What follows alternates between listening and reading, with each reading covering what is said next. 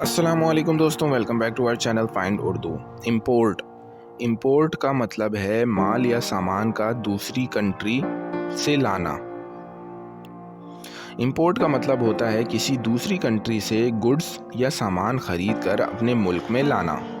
یہ بزنس اور ٹریڈ کا ایک امپورٹنٹ پارٹ ہے، جہاں ایک ملک اپنی ضرورت کی پروڈکٹس دوسری ملکوں سے لیتا ہے۔ جیسے پاکستان زیادہ تر مشینری اور را مٹیریلز امپورٹ کرتا ہے۔ The country imports oil to meet its energy needs۔ ملک اپنی انرجی کی ضرورت پوری کرنے کے لیے تیل امپورٹ کرتا ہے۔ تو دوستوں، امپورٹ کا مطلب ہے کسی چیز کو دوسری کنٹری سے خرید کر اپنے ملک میں لانا۔ امید ہے اب آپ کو امپورٹ کا مطلب سمجھ میں آ گیا ہوگا۔